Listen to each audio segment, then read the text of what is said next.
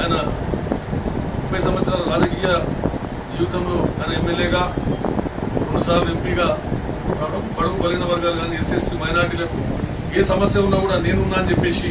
నినాదంతో ముందుకు పోతూ అన్ని సమస్యల పరిష్కారం చేస్తున్న నాయకుడిని ఇలా సోనియా గాంధీ గారు అత్యంత సన్నిహిత వ్యక్తిగా ఆయన ఏమున్నా కూడా మంచి చెడ్డలు ఆమెతో సంప్రదించి ఆమె అడుగుజాడల్లో ఇవాళ నడుస్తూ తెలంగాణ ఇష్యూ వస్తే కూడా ఏ టైంలో ఎట్లా మాట్లాడాలో మాట్లాడుతూ మళ్ళా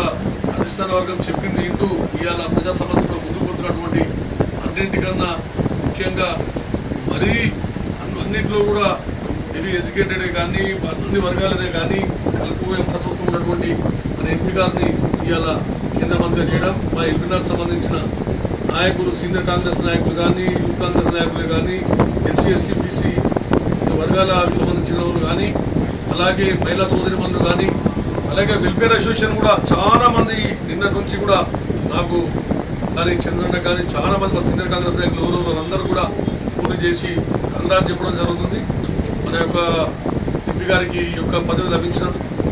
చాలా మనమందరం కూడా సంతోషించాలి. అట్లే కాంగ్రెస్ పార్టీ చరిత్ర తీసుకుంటే ఇవాళ 23 సంవత్సరాల తర్వాత మళ్ళీ మనకు హైదరాబాద్ నగరానికి మంత్రి పదవి దక్కింది. ఇంతకుముందు గతంలో మన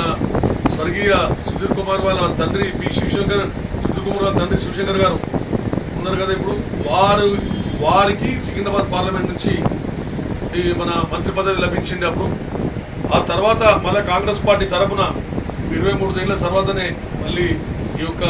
కాంగ్రెస్ పార్టీ తరఫున మన సర్వే సత్యనారాయణ గారికి లభించడం మన హైదరాబాద్ సంబంధించిన అన్ని గ్రేటర్ హైదరాబాద్ సంబంధించిన వ్యక్తులందరూ కూడా సంతోషం శుభసూచకం. ఎందుకంటే ఆయన ఏది అవసరం ఉన్న ఐఏఎస్ కానీ ఐపీఎస్లు కానీ ఏ పోలీస్ అధికారులు కానీ ఎవరైనా సరే ప్రజా సమస్యలు వస్తే ఎమ్మడే మాట్లాడి సమస్యని ఎమ్మడే పరిష్కారం చేసే దమ్ము ధైర్యం ఉన్నటువంటి నాయకుడు. కాబట్టి అటువంటి నాయకుడు సోనియా గాంధీ గుర్తించి ఇచ్చినందుకు మాట్లాడి 20 సంవత్సరాల నుంచి పార్టీకి పనిచేస్తున్నటువంటి కాంగ్రెస్ కార్యకర్తల మీద ఎవరైతే ఉన్నామో వీళ్ళందరూ కూడా ఆత్మస్థైర్యం ఆత్మ బలం మొత్తం చేకూరి ఇలా కాంగ్రెస్ పార్టీలా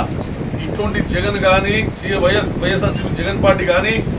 తెలుగుదేశం పార్టీ కానీ ఇవన్నీ కూడా ఈ మంత్రివర్గ విస్తరణక సోనియా గాంధీని చాలా మంది ఆదర్శంగా మన్మోహన్ సింగ్ ఆదర్శంగా తీసుకొని ఇవాళ అన్ని వర్గాలను కలుపుకొని పోయినటువంటి మంత్రివర్గంలో చేకూర్చినందుకు అందరూ సంతోషిస్తున్నారు. అన్ని వర్గాలు కూడా ఇలా కాంగ్రెస్ పార్టీ ఎంబడి ఉన్నారు.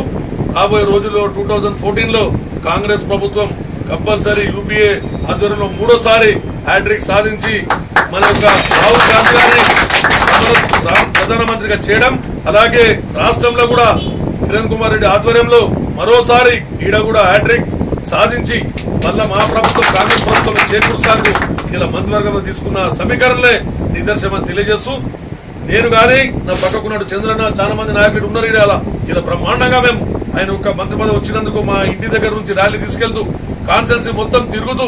మొత్తం కూడా పటాకులు స్వీట్లు పంచుకుంటా బ్రహ్మాండంగా ర్యాలీ తీయడం జరిగింది. దీనిలో ఎస్సీ ఎస్టీ బీసీ మైనార్టీ